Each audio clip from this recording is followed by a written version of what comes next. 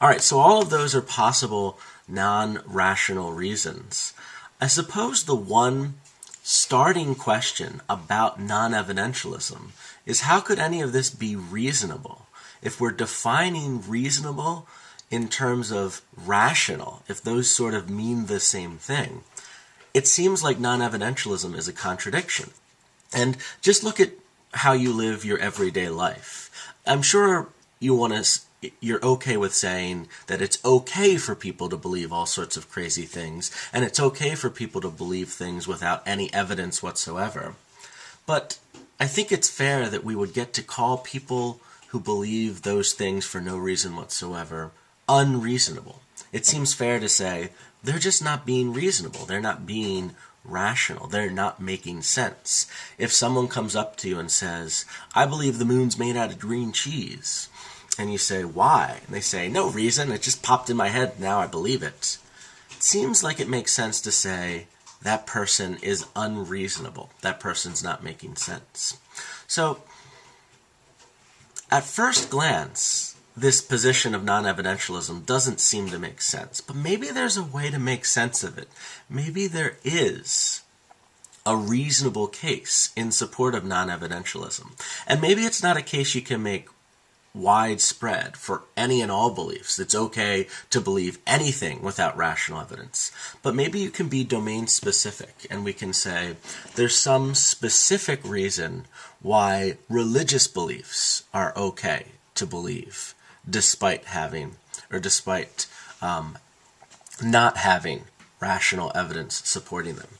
And there's a story on page 325 that might highlight why,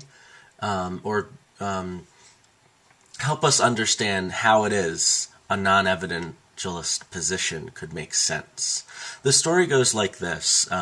Let's say you're married and you're not entirely sure whether your spouse is cheating on you, but you trust, based off of faith, that your spouse isn't cheating on you. Now let's say I'm a private detective and I come to you and I say, I can spy on your spouse for you if you want. I can go follow your spouse around wherever they go and see if they are in fact cheating on you or not.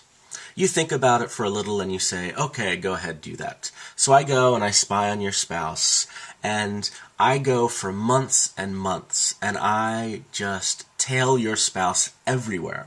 And I find out that your spouse is not doing anything bad at all. Your spouse isn't cheating on you. Your spouse isn't even thinking about other romantic relationships. Your spouse is being a good, loving partner.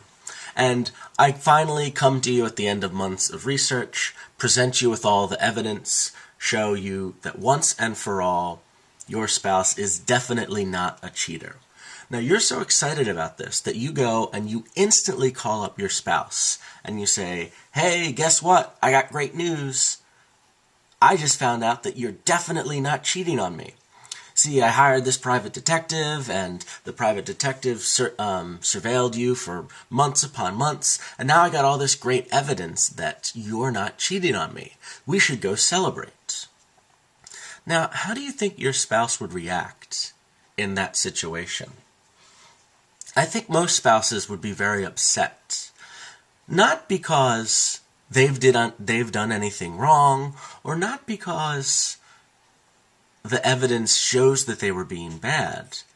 It seems to be bad to want evidence in this particular case. It seems like the very fact that you decided to hire a private detective is a partial violation of trust. Sure, you don't know absolutely 100% guaranteed that your spouse isn't cheating on you, but you should trust that your spouse isn't. You should, maybe if you ask your spouse and your spouse says no, just leave it at that and just say, well, I have enough of confidence in this relationship to know, not to know, but to have faith that my spouse is being faithful to me, is not sleeping around on me. And if there's something important about trust in that type of relationship, maybe there's something similarly important regarding believing that there is a God. that there's something trusting, some important type of relationship that might wind up being violated if you wind up going searching for evidence.